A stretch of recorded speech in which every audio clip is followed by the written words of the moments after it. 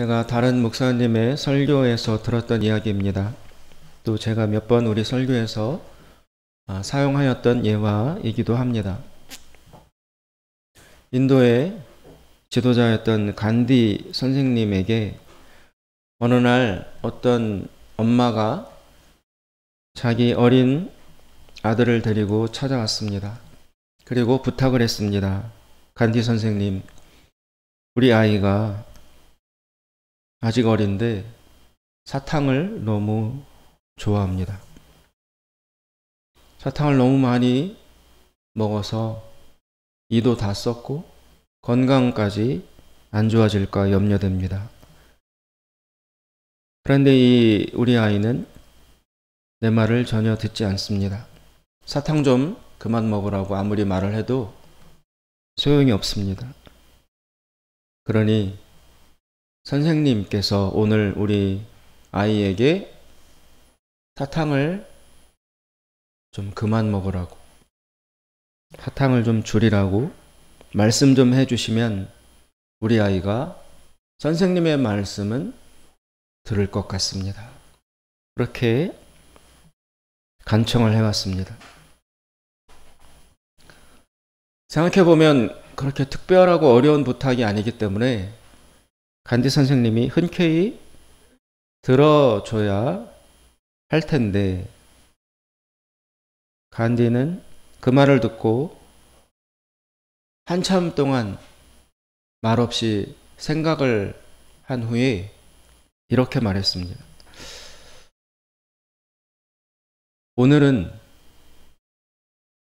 그 아이에게 내가 사탕을 그만 먹으라는 말을 하지 않겠으니 갔다가 일주일 뒤에 다시 찾아오라고.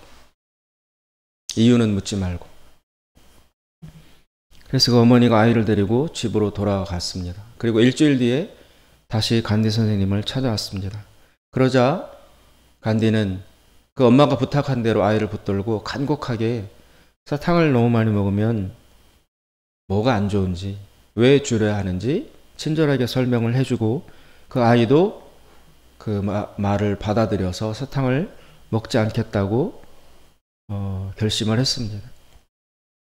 그래서 그 엄마와 아이가 이제 목적한 바를 이루고 돌아가는 길에 그 어머니가 문득 생각난 것처럼 다시 돌아와서 간디 선생님에게 이런 질문을 던졌습니다. 선생님, 왜 지난주에는 오늘과 같은 말씀을 안 해주시고 일주일 뒤에 오늘 다시 찾아오라고 하셨습니까? 그게 궁금합니다. 그러자 간디가 이렇게 대답을 했습니다. 되게 부끄럽고 계면적인 웃음을 지으면서 이렇게 말했습니다. 사실은 나도 사탕을 굉장히 좋아한다고. 나도 사탕을 많이 먹으며 지내왔다고.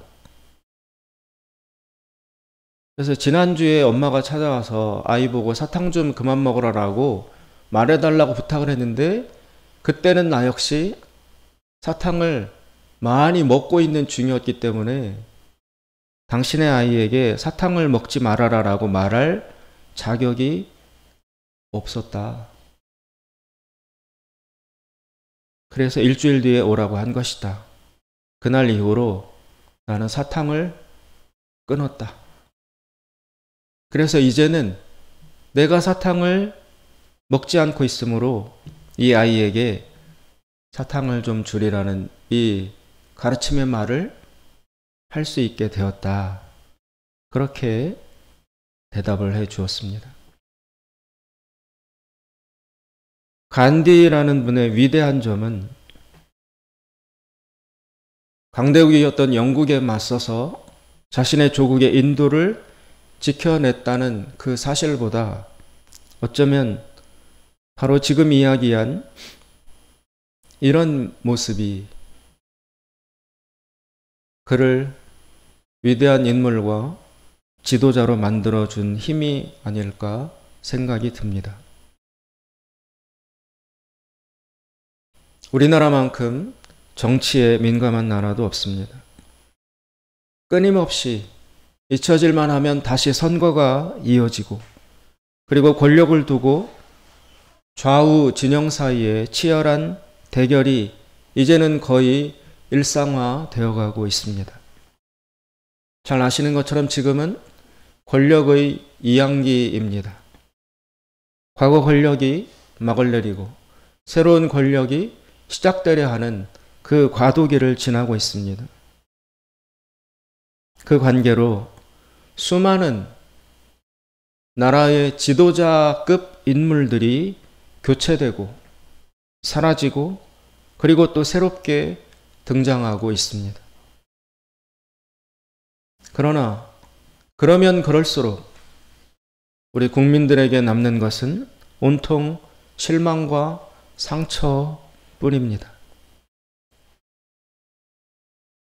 새로운 시대가 시작되고 새로운 인물이 등장한다고 하여 희망을 걸고 소망을 가지려 하지만,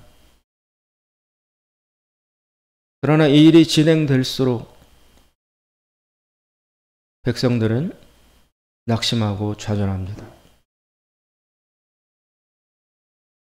그 까닭은 사람만 바뀔 뿐 진정한 새로움은 보이지 않기 때문이라는 것입니다.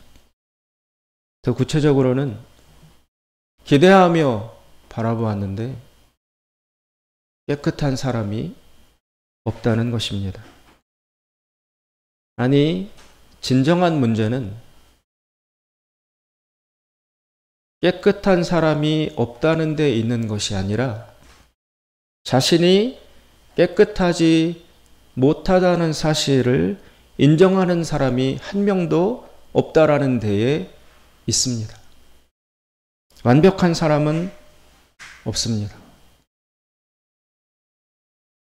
그러나 자신이 완벽하지 못하다는 이 명백하고 분명한 사실을 인정하는 사람이 이토록 드물다는 데에 우리의 고통과 비극이 있는 것입니다. 허물이 확연히 드러났는데도 불구하고 철저히 부정하고 아니라고 거부하며 조금치도 부끄러워할 줄을 모릅니다.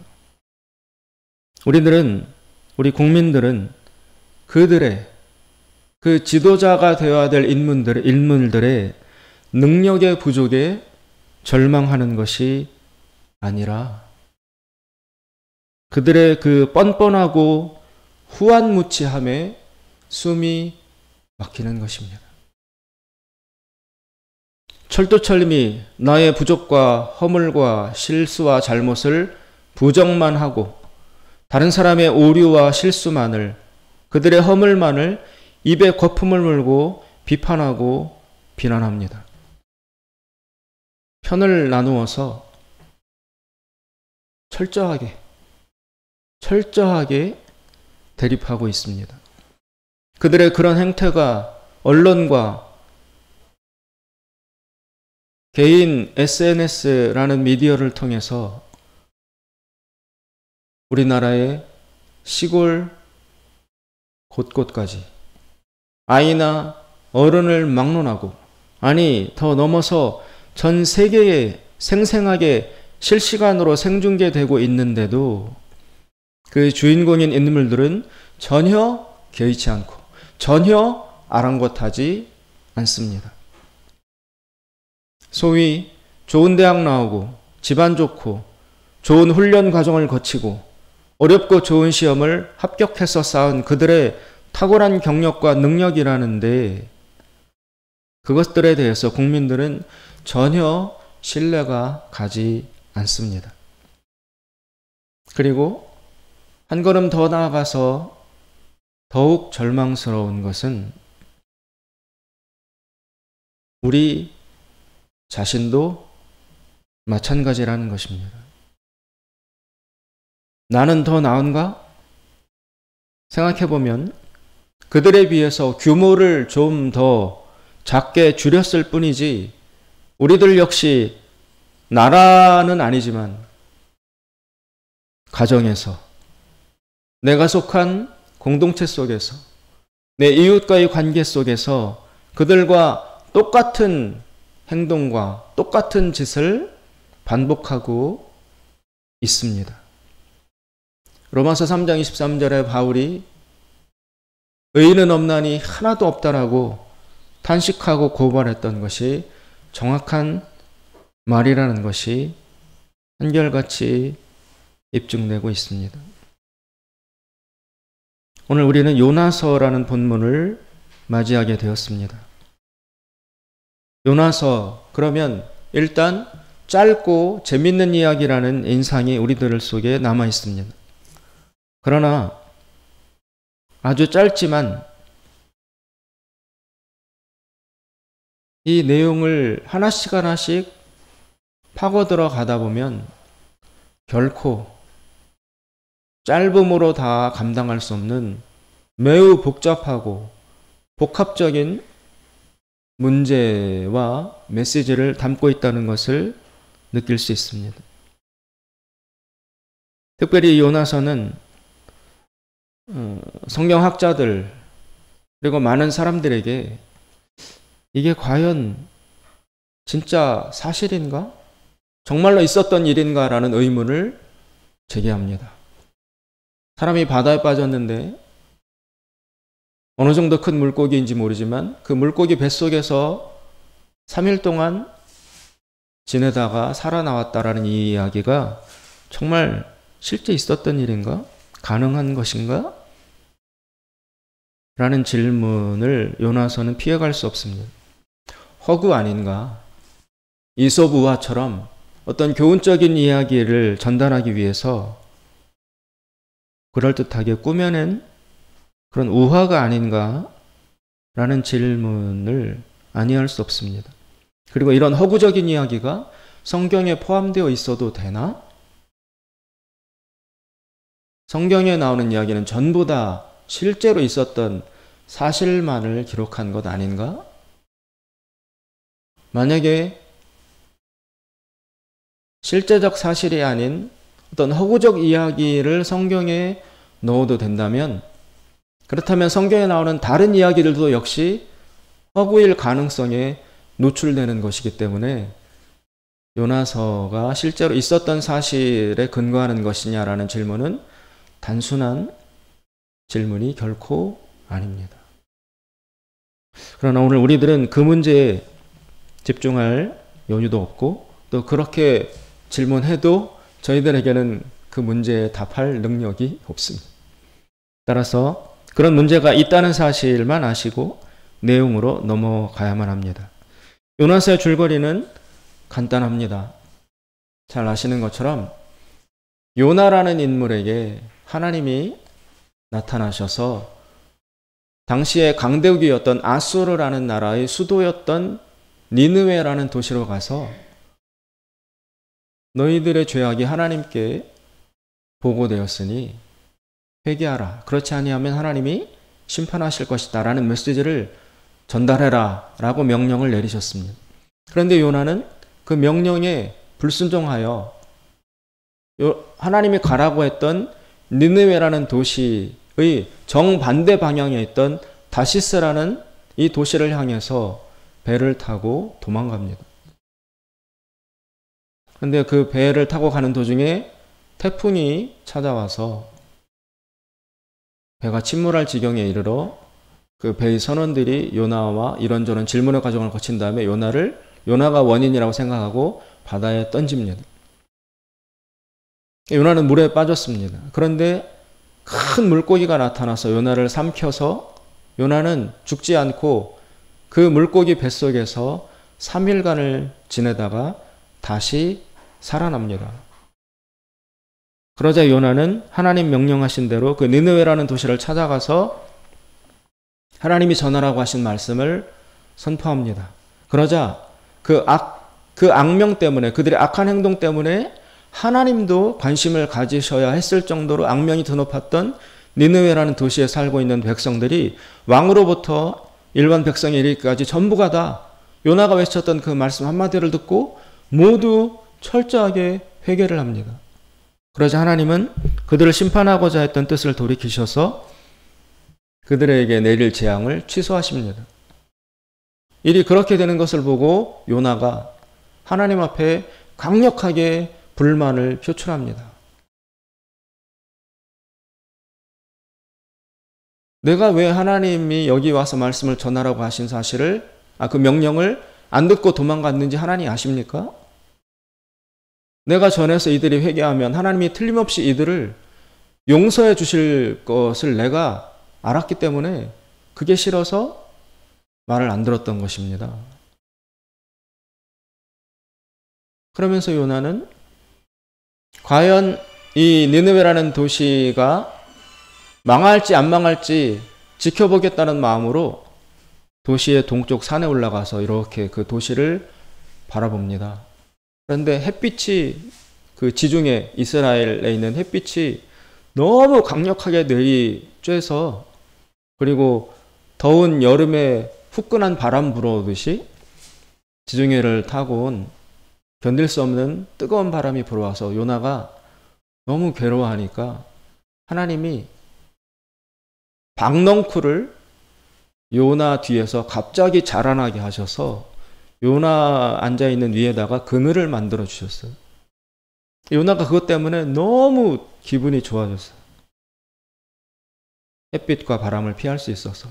그래서 그 마음이 확 변해가지고 되게 즐거운 마음으로 그 자리에 앉아 있었다가 잠이 들었습니다.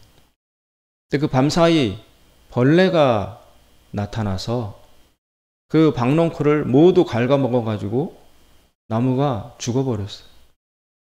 그 다음날 아침에 깨어난 요나가 또 앉아서 그 니느웨 도시를 어떻게 되나 바라보려 하는데 다시 해가 뜨고 뜨거운 바람이 불어와서 고통을 느끼게 되었습니다. 알고 보니 박넝쿨이 밤사이에 없어져 버렸어요. 요나가 막 또 불평하고 불만을 토로하고 견딜 수 없어 합니다. 그러자 하나님이 요나에게 나타나서 그 박넝쿨 없어진 것 때문에 너가 이렇게 비통해하고 애통해하고 막 괴로워하는 것과 내가 니느웨라는 도시에 살고 있는 사람들과 그 짐승들의 생명을 소중히 여겨서 너보고 가서 전해서 이들이 구원받게 해라 라고 했던 나의 마음과 그 행동이 어떤 게 더 합당한 것이냐, 이런 질문을 던지는 것으로 요나서가 끝이 납니다. 매우 간단합니다. 아주 짧습니다. 그리고 재미있고 이렇게 스토리의 굴곡이 있습니다. 그래서 어린아이들이 좋아하고 우리들 기억에도 요나서 그러면 아주 성경에 들어있는 재미있는 우화 같은 이야기라는 느낌이 우리 속에 남아 있습니다. 그러나 아까 말씀드린 것처럼 세부적으로 살펴보면 요나서는 우리들의 그 상식과 고정관념을 사정없이 깨뜨리는 아주 복잡한 책이라고 할 수 있습니다. 이 줄거리에 비추어서 요나라는 사람의 인물적인 특징을 한번 살펴볼 필요가 있습니다. 과연 요나는 긍정적인 인물인가, 부정적인 인물인가? 이 질문에 우리가 답을 해야 합니다. 요나? 괜찮은 사람이야? 아니면 문제적인 인물이야? 요나가 왜 성경에 등장하는 거지? 하나님은 요나에 대해서 어떻게 판단하고 계시는 것이지? 라는 질문을 규명해야 됩니다. 그래야 요나라는 인물을 근거로 하여 우리는 어떻게 해야 될지가 판명될 수 있기 때문에 그렇습니다. 요나라는 사람은 재미있는 인물로 일단 시작합니다. 그러나 시간이 진행될수록 그의 실상이 확연하게 드러나게 됩니다. 요나는 일단 오늘 1장부터 4장까지 우리가 읽지 않았지만 전체를 놓고 볼 때 요나는 굉장히 그 강한 특성 하나가 드러납니다. 그 첫 번째 특징이 무엇이냐면 굉장히 분노하는 사람이에요. 분노의 인물이에요. 분노의 인물. 일단 구체적으로 4장 1절을 보시면 4장 1절에 이렇게 나와요. 요나가 심히 싫어하고 노하여. 요나는 화를 엄청 잘 내요. 그리고 분으로 가득 차 있어요. 건드리면 바로 화가 폭발하는 그런 상태에 있습니다. 1절에 요나가 심히 싫어하고 노했다고 나옵니다. 어느 정도 싫어하고 분노했는지 앞에 심이라는 이 형용사가 붙어 있습니다.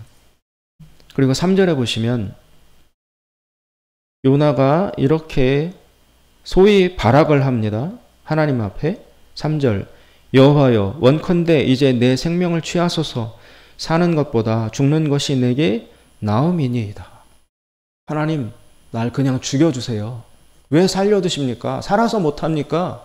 그냥 데려가세요. 이런 식으로 하나님 앞에 대들며 분노하고 있습니다. 8절에도 똑같은 말을 합니다. 8절 뒷부분에 보면 요나가 혼곤하여 스스로 죽기를 구하여 가로되 사는 것보다 죽는 것이 내게 나으니이다. 하나님 빨리 죽여주세요. 그냥 긴 말하지 마시고 바로 데려가세요. 살아서 못합니까? 이런 식으로 푸념합니다. 그래서 요나의 화가 얼마나 특징적이고 과도했는지 하나님마저도 요나의 화와 분노에 주목하셔서 하나님도 관심을 가질 정도예요. 4절에 보면 하나님이 이렇게 반문하십니다. 여호와께서 이르시되 너의 성냄이 어찌 합당하냐? 너 왜 이렇게 화를 내느냐? 뭐 때문에 그렇게 분노로 가득 차 있느냐? 9절에도 하나님이 반문하십니다. 하나님이 요나에게 이르시되 내가 이 박농쿨로 인하여 성냄이 어찌 합당하냐? 이렇게 하나님이 질문하시니까 9절에 요나가 바로 즉각 대답합니다. 그가 대답하되 내가 성내어 죽기까지 할지라도 합당하니이다. 내가 화내다가 그 자기 분에 지쳐서 그냥 거기서 즉사할지라도 내가 지금 화내는 게 너무나 타당하고 합당합니다. 하나님 몰라서 물으십니까 지금? 내가 화내고 분노하는 게 뭐가 문제가 있다고 그럽니까? 누가 나의 분노를 정죄하고 비판할 수 있겠습니까? 라는 식으로 완전히 악에 받쳐서 분노로 가득 차서 흥분하고 터질 것처럼 노를 표출하고 있는 그런 인물로 등장합니다. 두 번째는 그 분노하는 것과 관련이 있습니다. 분노의 원인이기도 합니다. 요나는 자아가 굉장히 강하고 고집이 무지무지하게 센 인물로 나타나고 있습니다. 요나는 감히 하나님 앞에 아주 거칠 정도로 무례를 넘어서서 오만하고 정말 설명할 수 없을 정도로 하나님 앞에 거칠게 저항을 합니다. 그리고 노골적으로 하나님의 말씀에 불순종합니다. 1장 3절에 보시면 그 2절에 하나님께서 너 니느웨로 가서 이 하나님 말씀을 전하라 라고 명령하셨는데 3절에 요나는 어떻게 반응하냐면 그러나 요나가 여호와의 낯을 피하려고 일어나 다시스로 도망하려 하여 욥바로 내려갔더니 하나님이 명령하셨는데 그것을 정면으로 어겨버립니다. 일고에 고민하지도 않고 제거하지도 않고 두려워하지도 않고 바로 그 자리에서 즉각 하나님의 말씀에 100% 불순종해서 하나님이 명령하신 그 길과 정반대의 방향을 노골적으로 하나님이 보시라는 듯이 정반대의 방향으로 달아납니다. 이 정도로 자신의 자아가 강합니다. 또 3장 1절에 보시면 하나님께서 그 물고기 뱃속에서 요나를 살려주신 후에 두 번째 요나에게 또 다시 가서 니느웨에게 내 말을 전해라라고 명령을 하십니다. 그래서 이번에는 요나가 물고기 뱃속에서 죽을 뻔했다가 살아난 은혜도 있고 해서 이번에는 하나님 말씀을 듣고 니느웨로 갑니다. 가서 말씀을 선포합니다. 그런데 요나의 자세가 극히 문제입니다. 3절 4절에 보시면 3절 뒷부분에 니느웨는 극히 큰 성읍이므로 3일 길이라 니느웨를 다 돌아다니며 말씀을 선포하려면 최소 사흘이 걸리는 넓이를 갖춘 도시라는 것입니다. 그런데 4절에 보시면 요나가 그 성에 들어가며 곧 하룻길을 향하며 외쳐 가로되, 즉 3일을 돌아다니며 말씀을 선포해야 가능한 도시인데 요나는 기껏 하루밖에 일을 안 해요. 그러니까 니느웨 전체를 다니며 성실하게 말씀을 선포한 것이 아니라 그냥 하루 간신히 신용만 하며 말씀을 선포했다라고 소위 퉁치고 넘어가는 것입니다. 그리고 요나가 전한 말씀도 메시지 내용에도 문제가 있습니다. 4절 뒷부분에 보면 외쳐 가로되 40일이 지나면 니느웨가 무너지리라 이렇게 선포했습니다. 그러나 하나님이 요나에게 니느웨에 가서 말씀을 선포하라고 하셨던 원래의 메시지는 이런 것이 아니었습니다. 하나님이 선지자에게 너 가서 이런 말씀을 어떤 백성과 나라에 선포해라 라고 명령하시고 부탁하실 때에는 적어도 그 말씀을 듣는 자들이 그 말씀을 통해서 다시 살아날 수 있도록, 다시 기회를 얻을 수 있도록, 다시 구원받을 수 있도록 구원하시려는 적극적이고 선한 의도가 담겨 있습니다. 따라서 그 부탁을 받은 선지자라면 자기도 그 하나님 마음을 받아서 마치 자기가 하나님인 것처럼 하나님을 대신해서 왔으니 하나님의 심정을 대변하여 절실하고 절박하고 진실하게, 즉 소위 영혼을 담아서 애통하고 간절한 마음으로 그 도시와 듣는 자들에게 하나님 말씀을 선포해야 마땅하건만 그렇게 해도 안 들을 사람은 안 듣는데 요나는 가서 어떤 자세로 선포했냐면 하나님의 그런 마음은 다 빼버리고 그냥 지나가듯이, 그리고 자신의 분노의 마음을 담아서 야 여기 40일 지나면 다 무너진대, 다 끝장이래, 알아서 해, 이런 식으로 성의 없이 듣든지 말든지 전혀 자신의 진정성과 헌신을 담지 않고 그냥 아주 소극적으로 최소한만을 충족시키는 그런 자세로 말씀을 선포합니다.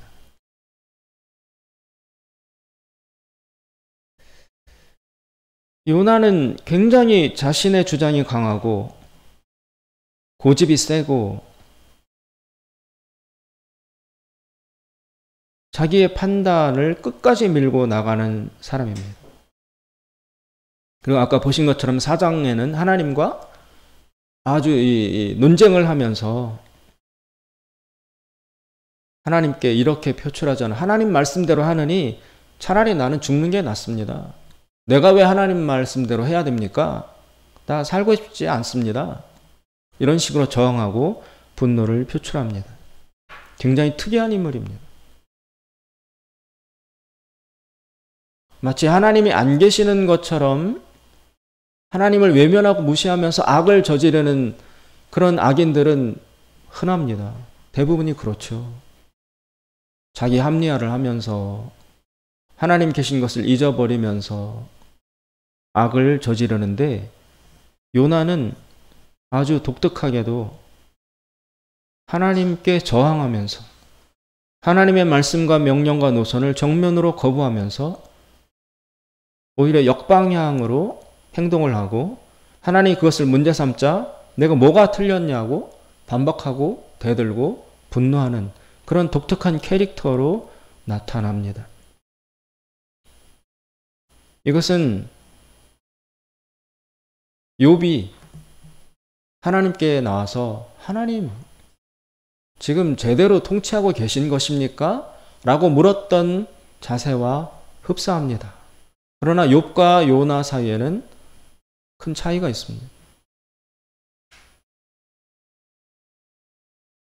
요나는 욥보다 훨씬 더 무례하고 하나님의 거의 도전하다시피 하는 자세를 가지고 있습니다. 그렇다면 요나가 가지고 있는 이 강경한 분노와 강팍한 이 고집의 원인은 도대체 무엇인가요? 왜 요나는 이런 행동을 하고 있을까요? 첫째는 하나님이 니느웨라는 도시에 은혜를 베푸시는 것이 요나는 못마땅하다는 것입니다. 그게 싫다는 것입니다. 당대의 니느웨는 하나님도 알아차릴 정도로 명백하게 악한 나라였습니다. 폭력이 가득하고 문제가 많은 나라와 인물들이 많습니다. 그래서 요나는 저렇게 악한 자들, 저렇게 악한 나라인데 하나님 왜 용서해 주시려고 합니까? 왜 저 사람들에게 기회를 주려 합니까? 저것들 구원해서 무엇합니까? 저들은 구원받을 가치가 없는 사람들입니다. 하나님의 그 자비와 은혜를 요나는 문제 삼고 있는 것입니다. 하나님 그럴 필요가 없습니다. 저들에게 왜 기회를 줍니까? 하나님이 니느웨에 은혜를 베푸시는 것이 요나는 견딜 수 없을 정도로 못마땅합니다. 즉 결론적으로 이야기하면 하나님이 지금 옳지 못하다라는 거예요. 하나님 무언가 지금 잘못하고 계십니다. 실수하고 계십니다. 신약성경에 보면 베드로가 예수님 십자가에 달려 죽겠다고 할 때 베드로가 나서서 그러시면 안 됩니다 라고 예수님을 꾸짖었던 장면이 나오죠. 구약성경에 보면은 가인이 하나님께서 그 자신의 재물을 연락 안 해줬을 때 분노로 가득 찼던 경우가 있습니다. 또 욥이 하나님께 나와서 하나님 왜 이러십니까? 제대로 하고 계십니까? 라고 질문했던 적이 있습니다. 어쨌든 지금 요나가 볼 때 하나님이 무언가 잘못하고 계시다. 완전히 하나님이 실수하고 계신다. 옳지 못하다. 라는 판단을 요나는 하고 있습니다. 그래서 나는 하나님의 말씀에 순종하지 못하겠습니다. 죽으면 죽었지. 하나님이 지금 하고자 하시는 그 일 그대로 나는 거기에 동참 못하겠습니다. 라고 저항하고 있습니다. 그런데 여러분, 이 요나라는 인물에 아주 심각한 허점이 있어요. 맹점이 있습니다. 요나의 논리에 아주 처절한 허구성이 들어 있습니다. 첫째는 이 사실입니다. 요나가 다른 사람보다 훨씬 낫고 괜찮은 사람이라서 선지자로 부르심 받은 것이 절대로 아니라는 것입니다. 요나 역시 하나님의 눈으로 볼 때 도찐개찐이에요. 똑같은 죄인이에요. 요나가 무언가 더 뛰어나고 하나님에게 특별 대우를 받아야 할 만큼의 우월함을 요나는 갖추고 있지 못한 것이 실상인데, 그런데 요나는 니느웨 사람들과 비교해 볼 때 자신은 굉장히 우월하다. 자신은 하나님의 은혜를 받는 것이 당연하고 합당하지만 저 니느웨 사람들은 하나님의 은혜를 받는 것이 타당하지 못하다라는 식의 생각을 하고 있습니다. 두 번째, 요나는 자신의 조국인 이스라엘이 니느웨보다 더 낫다고 생각하고 있습니다. 우리 이스라엘은 하나님의 은혜를 받는 것이 당연하지.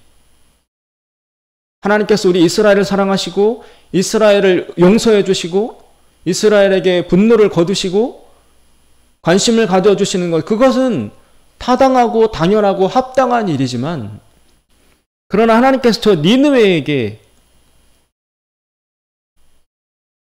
그들의 죄악을 용서해 주시고 눈 감아 주신다는 것은 그것은 말이 안 되지 라는 생각을 지금 요나는 내면에 하고 있습니다.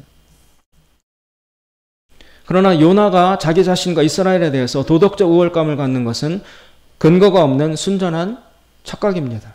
그냥 일방적으로 하나님이 요나와 이스라엘을 선택하신 것에 불과한 것이지, 요나나 이스라엘이 더 나아서 하나님이 그들을 사랑하시는 것이 결코 아니라는 사실을 요나는 철저히 모르고 있습니다. 왜냐하면 지금 하나님이 요나에게 니느웨에 가서 너희들 회개 안 하면 하나님이 심판하신다라는 이 메시지를 전하라고 했던 바로 요 사건과 동시대에 하나님은 아모스나 이런 인물들을 통해서 똑같이 너 이스라엘 백성에게 가서 이대로 살면 하나님이 심판하신다라는 동일한 메시지를 전하라고 이스라엘에게도 하나님이 선지자를 보내고 계시는 중에 있어요. 만약에 이스라엘이 더 나은 존재라면 이스라엘은 하나님이 선지자를 보내실 필요가 없어야지요. 이스라엘이 순결하고 깨끗하고 하나님 보시기에 합당한 삶을 살아가고 있다면 여기다가 공연히 하나님이 선지자들을 보낼 이유가 없잖아요. 니느웨가 잘못하고 있으면 거기에 선지자를 보내고서 경고하는 것은 합당하지만 이스라엘이 잘하고 있으면 이스라엘에는 선지자를 보내지 말아야죠. 그런데 지금 요나 보고 니느웨에 가서 말씀을 전해라라고 하시고 있는 똑같은 시간에 하나님은 다른 선지자들을 통해서 이스라엘에게 같은 내용의 경고의 말씀을 보내고 계신다는 것입니다. 그렇다면 결과적으로 이스라엘이 니느웨보다 더 나은가? 그렇지 않다는 것입니다. 니느웨가 위험한 만큼 이스라엘도 지금 위험한 상태에 있어요. 하나님은 둘 다에게 경고를 보내고 계신 중에 있는 것입니다. 그런데 요나는 그 사실을 완벽하게 인식하지 못하고 저 니느웨 같은 저런 악하고 더러운 나라 사람들을 용서해 주시고 구원하려고 나보고 메시지를 전하고 하시는 것입니까? 난 그걸 못하겠습니다. 하나님 그러시면 안 되지요. 저 사람들은 심판받아 마땅한 존재들입니다. 저들을 용서해 주시면 안 됩니다. 라고 저항하고 있는 것입니다. 그야말로 요나의 엄청난 착각입니다. 자가당착입니다. 구약시대 이스라엘은 출애굽을 통해서 하나님 앞에 선택받고 율법을 부여받은 이후에 근거 없이 우월감을 키워왔습니다. 하나님이 자신들만을 사랑하신다고 착각하기 시작했습니다. 우리만 하나님께 소중한 백성이고 저 다른 이방인들은 전혀 무가치한 존재들이다. 지옥의 땔감으로 쓰려고 하나님이 살려두시는 것이지 저들을 통해서 무언가 이루고자 하시는 그런 비전과 계획은 전혀 없는 쓸모없는 존재들이다. 우리만 하나님 앞에 소중하다. 그런 우월감과 선민의식을 상상을 초월할 정도로 역사가 흐르면서 압도적으로 키워왔습니다. 근거 없이. 그래서 이스라엘의 교만이 하늘을 찔러요. 그런데 하나님이 보실 때, 또 객관적으로 볼 때 하나님의 사랑을 받는 이스라엘 백성이라고 해서 다른 이방인들보다 삶이 훨씬 더 뛰어난가? 훨씬 더 우월한가? 전혀 그렇지 않다는 것입니다. 똑같든지 아니면 더 부패해 있고 더 타락해 있다는 것이 하나님이 보시는 실상입니다. 그래서 하나님이 이스라엘이 가졌던 이 근거 없는 교만과 우월감을 철저하게 깨부십니다. 그래서 소선지서들, 여러분 구약성경에 나오는 소선지서들은 짧기 때문에 소선지서라고 하는 거예요. 내용이 덜 중요해서 소선지서가 아니라 대선지서는 이사야, 예레미야, 에스겔 이런 같이 긴 그런 것들을 대선지서라고 하고 이렇게 아모스, 요나, 호세아 이렇게 짧은 것들을 소선지서라고 하는데 그 소선지서가 12권이 있습니다. 이 소선지서의 공통된 주제가 무엇이냐면 지금 이스라엘을 포함하여 당대의 주변 나라 모두를 하나님이 심판하신다. 그들의 죄악 때문에 예외 없다. 다 심판하신 이후에 이제는 이스라엘 백성이라 하나님께 더 큰 사랑을 받고 이방인들은 아예 구원도 못 받고 이런 식의 관계가 성립돼 가는 것이 아니라 이스라엘이든 이방인이든 그 국적과 뭐 민족성 이런 것들을 따지지 않고 각자 개인적으로 하나님과의 관계를 맺고 하나님 말씀 앞에 순종하며 거룩하게 살아가는 자들을 국적과 불문하고 하나님이 구원하시고 하나님의 백성으로 만들어 가신다라는 새로운 구원 논리가 이 소선지서를 이 선지자들을 계기로 그런 역사의 전개가 시작이 됩니다. 하나님 이스라엘이 가졌던 그 고정관념을 지금 부수고 계시는 것입니다. 그러나 요나는 하나님의 그 계획과 하나님의 판단을 전혀 눈치채지 못하고 있습니다. 그리고 자기 자신을 전혀 모르고 있습니다. 자신에 대한 객관적인 인식이 불능한 상태입니다. 양심이 작동하고 있지 않습니다. 모든 일에 자신은 예외입니다. 이런 사람을 일컬어 거울을 볼 능력이 없다고 말하는 것입니다. 거울을 볼 능력이 없어요. 거울은 주어지지만 그 거울을 통해서 자신의 모습을 철저히 인지하지 못하는 맹목 상태에 빠져 있습니다. 자기인식 능력이 없습니다. 이것이 요나의 가장 큰 문제입니다. 그 요나의 그 정체성 착각이 어디에 현저하게 드러나냐면 1장 9절에 나타나 있습니다. 1장 9절. 9절에 보시면 그가 요나가 대답하되 나는 히브리 사람이요 바다와 육지를 지으신 하늘의 하나님 여호와를 경외하는 자로라 하고, 이 말을 왜 하냐면 요나가 그 하나님 피해서 다시스로 가는 배를 탔잖아요. 태풍이 일어서 배가 침몰하려고 할 위기에 처했는데 요나는 배 밑창에 들어가서 자고 있습니다. 선원들이 와가지고 깨워서 이 혼란이 벌어지고 있는데 너는 왜 이러고 있느냐? 너는 누구냐? 라고 질문했을 때 요나가 한 대답이에요. 여기에 요나의 자기인식과 자기 정체성이 드러나 있습니다. 요나는 자기를 누구라고 소개합니까? 나는 이러이러한데 나는 하나님 여호와를 경외하는 자다 라고 자기를 소개합니다. 이게 요나의 자기 인식이에요. 그런데 여러분, 지금 요나가 하고 있는 행동은 어떤 상태에 있는 것입니까?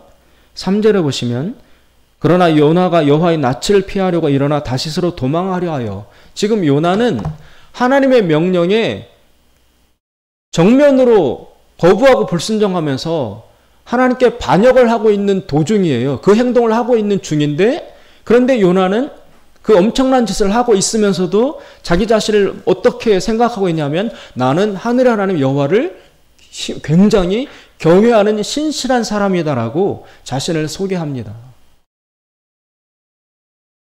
하나님께 불순종하고 있으면서, 그런데 자기는 여호와를 경외하는 자래요. 응? 이 얼마나 자기 자신을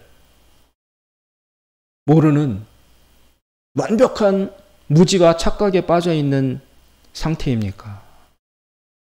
이토록 모순이 극명하게 드러날 수가 없습니다.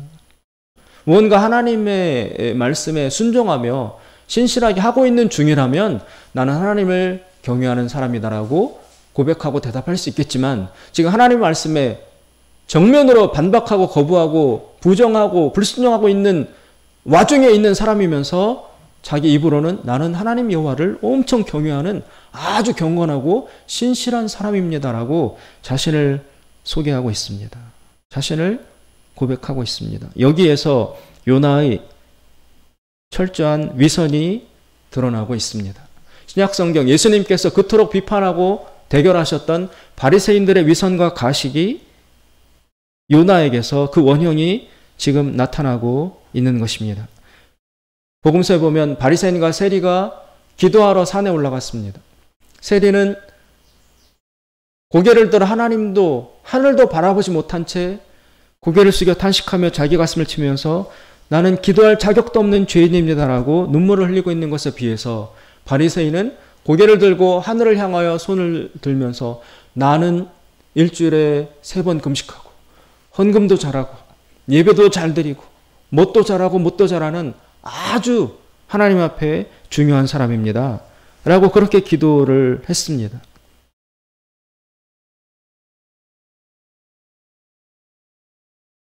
예수님은 그 바리새인을 거절하셨습니다. 지금 요나는 자신에게는 하나님의 은혜를 한없이 적용하면서 자신은 무슨 일을 해도 용서받아야 되고 자신은 늘 하나님의 보호와 축복을 받기에 당연한 것이고 이스라엘도 자신에게는 모든 예외를 허락하면서 니느웨 다른 사람에게는 이런 은혜의 적용과 하나님의 용서와 사랑 이것이 적용되는 것을 못 참는 것입니다. 그래서는 안 된다. 철저한 자기중심성입니다. 2장에 보시면 요나가 물고기 뱃속에 빠져서 기도하는 내용이 나옵니다. 근데 이 기도 내용이 여러분 겉으로 봐서는 되게 경건한 중요하고 의미 있는 긍정적 기도와 고백인 것처럼 보이지만 잘 읽어보시면 그렇지 않아요. 요나가 지금 물고기 뱃속 그 위기 가운데 물에 왜 빠졌어요? 하나님 거역하다가 벌 받아서 물에 빠진 거거든요. 그러면 그 안에 들어가서 회개를 해야 되는데 회개가 아니라 지금 철저히 자기를 자랑하고 자화자찬하고 있는 내용이 요나의 기도의 내용입니다. 자기는 은혜 받기 합당한 자다. 내가 기도했더니 하나님이 나를 도와주신다. 그런데 여러분, 요나가 기도하기 전에 하나님이 이미 물고기를 예비하셨다가 요나가 구하기도 전에 요나를 구원해 주셨어요. 그래서 이 요나의 위선과 자기 자랑, 자화자찬 이게 너무 냄새나고 역겨우니까 2장 10절에 보십시오. 10절. 10절에 보시면 여호와께서 그 물고기의 명하심에 요나를 육지에 어떻게 했다고요? 토해버렸어요. 요나의 위선과 가식과 자기 자랑, 자화자찬이 너무 역겹고 견딜 수 없어서 물고기가 토해버렸다는 것입니다. 요나를. 야, 이 사람아 정신 차려라. 너 완전히 지금 거꾸로 착각하고 있는 중이야. 물고기가 견딜 수 없어서 요나를 토해버렸다는 것입니다.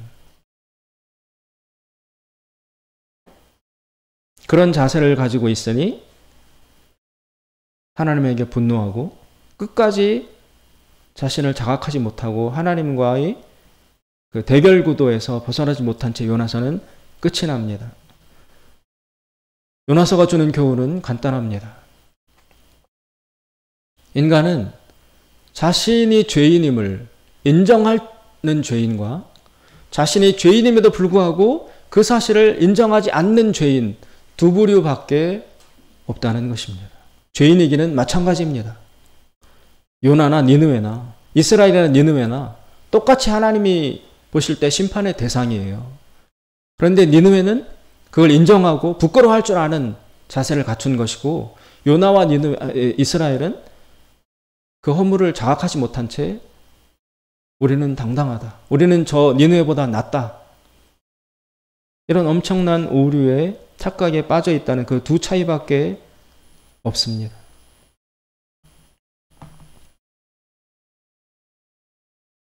더 나은 것이 없는 두 부류 사이에서 유일한 구별점이 있다면 자기를 알고 인정하고 부끄러워할 줄을 안다는 바로 그 점에 있는 것입니다. 아까 초도에 말했던 간디 선생님의 위대한 점은 그분의 정치적인 능력, 인도를 구하고 영국에 저항했던 탁월한 지도력 이런 거에 있는 것이 아니라 그 작은 어린아이가 찾아와서 사탕 먹고 있는 것을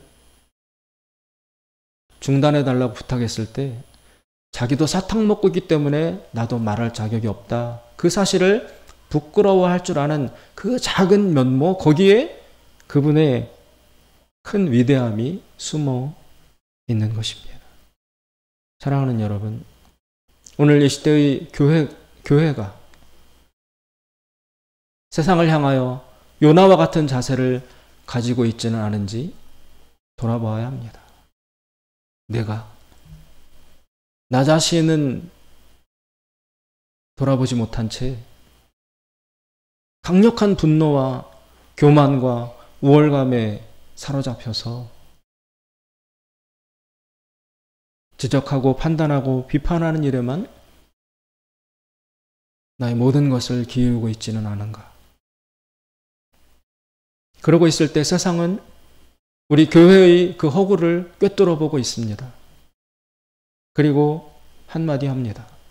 너나 잘해.